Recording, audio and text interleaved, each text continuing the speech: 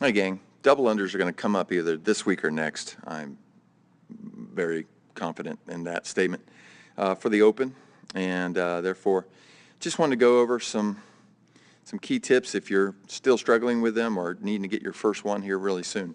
So let's take a look. I'm going to give you both front view and the side view of this. When I start with a single, and that's to get the rope going. As you can see right now, so what it's going to do is it's going to create rope tension so that I know where the rope is. This is really important. Right now, the place to be looking is right in here.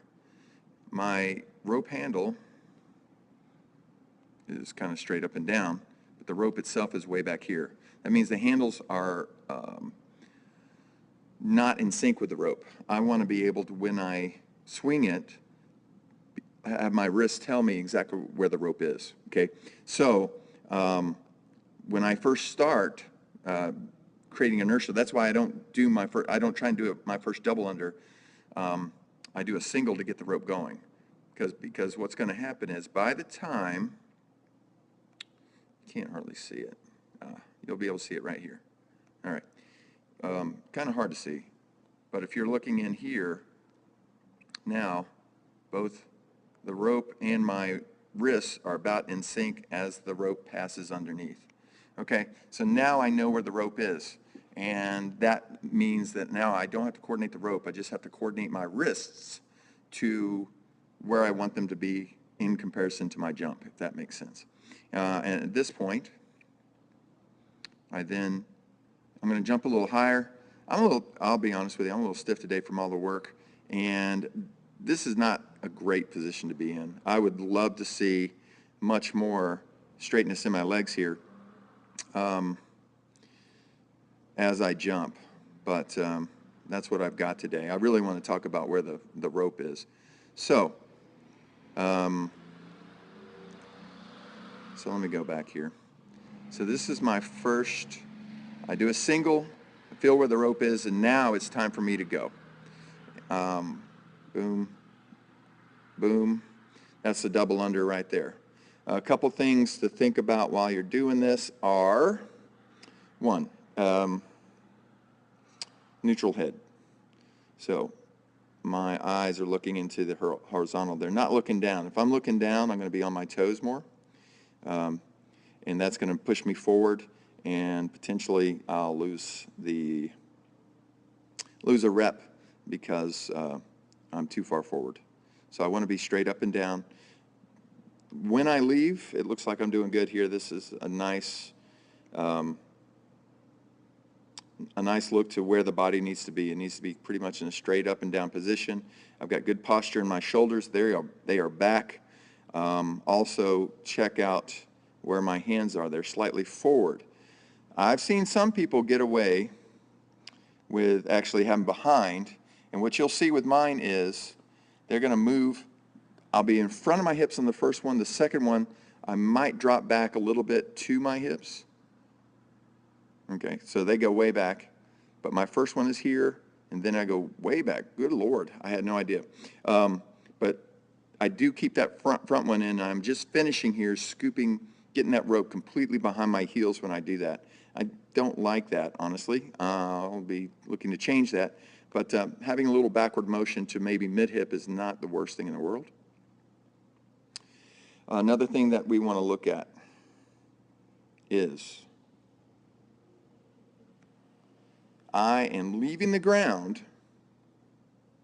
That's where my rope is. That rope is just starting to hit the ground as I leave it, okay? I want to time that really well, because if, for instance, let's change colors here. Let's say that I jump while the rope is up here, my hands are up here, and I start jumping. That means for a double under, I'm going to need to jump high enough so that the rope comes around once and twice before I can land. So that is 1.5 times around. Whereas, if I do it just in time,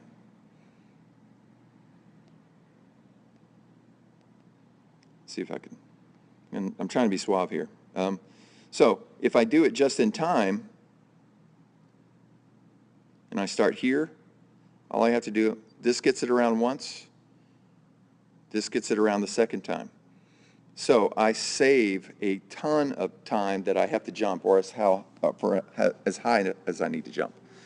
So I hope that makes sense, because we don't want to jump any higher than we have to. The more higher we have to jump, the more energy we expend, and the more coordinated and time we waste being in the air. Okay, so let's run a couple of these at full speed there. As you can see, it's a quick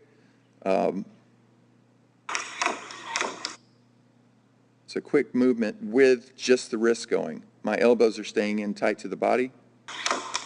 All right, now let's look at that from the front.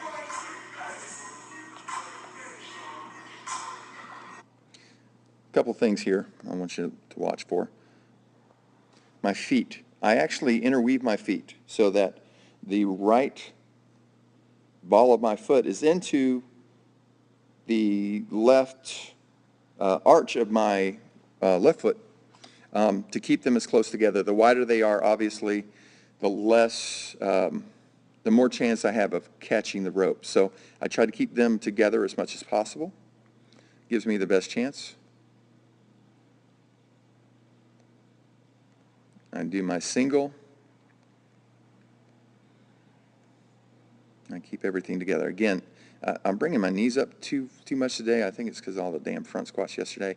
But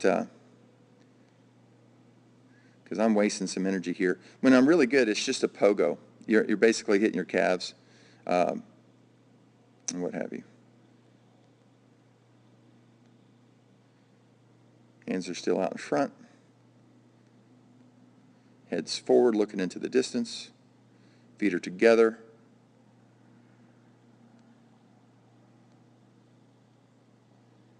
Nothing from the elbows. See a couple of full speed. Okay. So that's basically it. You've got to do some just-in-time jumping so you don't jump too high. You've got to spin with the wrists rather than the elbows. Need to keep your posture nice and high, eyes looking into the horizon. There are several things, several drills that you can do that are going to help you with this. You may want to talk with one of your coaches about getting a 30-minute personal training so we can walk you through kind of a progression to get your first one and then to get them linked in after that. If you have any questions, please contact me. I hope this is helpful.